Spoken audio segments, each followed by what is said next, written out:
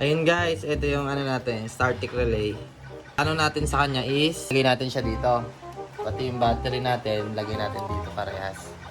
Para malinis yung U-box natin dito. Yun mga boss, eto dito nagdugtong na ako ng mga wires sa battery at sa starter relay.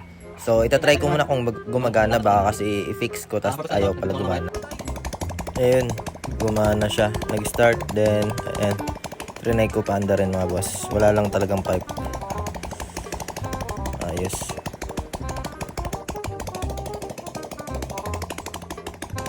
Pakita ko sa inyo. Pinutol ko. Eto. Pinutol ko to. Tapos dinugtungan ko ng mahabang wire. Syempre. Papunta dito sa pinagputulan. Ayan dito. Ayan. Try natin kung gagana yung ignition coil natin. Magpapalit tayo ng ignition coil. Ito stock. Tapos ito pala ipapalit natin. MSD. So, buti na lang may mga ganito ako guys. Ganito ang wire. Galing sa pinanggawa namin dati ng mga extension. Tsaka outlet. Yun, nagamit ko pa. So, ayos guys. Ang gagawin ko na lang dito, bali, i-wire tack ko na lang para malinis. Tapos dito sa mga gilid. Tapos papunta dito. Tapos dito yung battery. Tapos dito, nakita ko to may tornilyo. Siguro babawasan ko na lang. Dalawa naman sila. Para magkasya dito yung battery. Try natin kung gagana tong ignition coil na nabili ko, MSD. So, dinugtungan ko muna ng wires. So, mahaba yan. So, try na muna natin. Para bago natin i-fix, masubukan. Baka sira kasi ito eh. Matagal ko na ito nabili pero ngayon ko lang susubukan. So, ayan. Kinabit ko muna yung negative. Then, try natin kung mag-i-start ba. Kasi sabi nila madali daw masira yan pag mali yung kabit. So, dapat maingat kayo mga boss. Sa ignition coil, meron namang nakalagay na positive at negative. So, huwag kayo magkakamali doon. Ayan, kumuha ko tsinelas dyan kasi sisipa ako. Wala tayong starter. Wala tayong switch. Di pa nakakabit.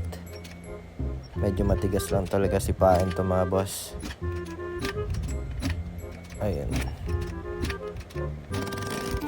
Ayun, umandar siya dyan. Ayun. Utang. Ay, paniki!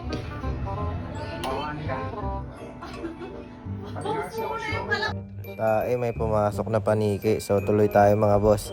Ayan, nadugtungan ko na lahat ng mga kailangang wires para mailipat natin yung battery at starter relay sa harap. So, ayan na siya mga boss. Yan itsura niya. Ayun guys! Ayun, dako naman tayo dito sa front brake system natin. So, hindi ko na pala napakita sa inyo. Naikabit na namin. Tinesting namin kasi kung gagana ba siya. Ito nga pala yung front brake system natin. Naka Brembo Rossi tayo.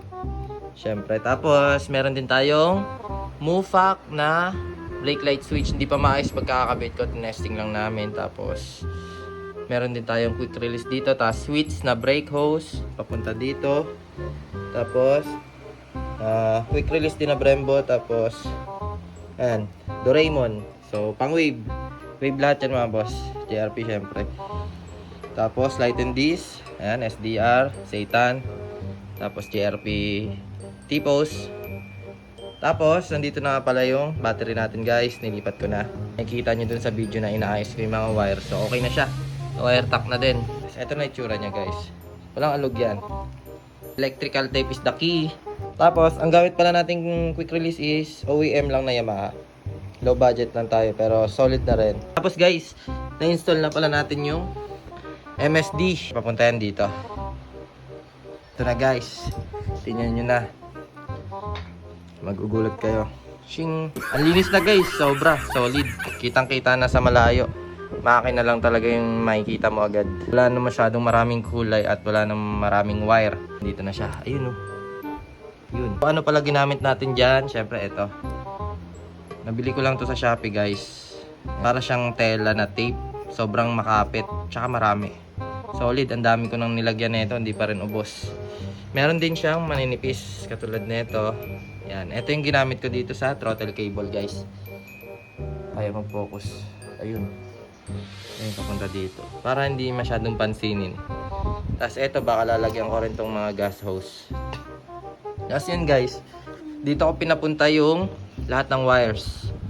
Sobrang daming wires na ito. Yung mga connection dito ko na lang nilagay guys. Ito, mga connection niya, mga male and female connection. Ito may nakita akong butas dito. Hindi ko alam kung saan ko ilalagay ito. Dito ko na lang na ilagay guys yung Navy natin na Racing CDI. Medyo malaki kasi siya guys, medyo malapad. So in-epoxy ko na lang yan guys. Diyan ko na lang nilagay. Kasi maikli lang rin yung pinaka-wire niya. Ito, maikli lang din. Tapos, ang punta niyan is, ito na siya guys. Ayan, negative. Starter, tapos dito na. Wala na yung maraming kulay guys, na tabunan ko na. Ito na siya. Yun.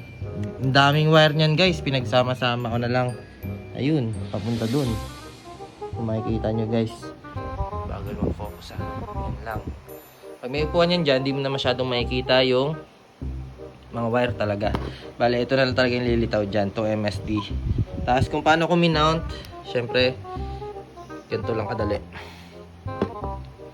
Ayun guys, pag bumili kayo ng MSD, di ba meron namang mga kasamang tatlong ganyan yan. May mga accessories yun guys, manual, accessories, sticker, maraming kasama yun. So, yun lang rin ginamit ko. Dito pinakamadaling mag-mount. Madalas yung iba sa ganito, yung pag meron kang alloy U-box, magbubutas ka rin doon. Halos ganoon din, nagbutas din ako dito. Pero madali lang kasi plastic lang siya. Gaganon mo lang. Yan, tapos tornilyo 3, okay na yan. Gumagana siya guys. Kitang-kita naman sa video. Ayun guys, okay na rin siya. Wala lang tayong gas tank. Siguro sa susunod na lang. Tapos meron din tayong crankshell, hindi ko pa lang nakakabit. Lighten. Then malapit na to guys.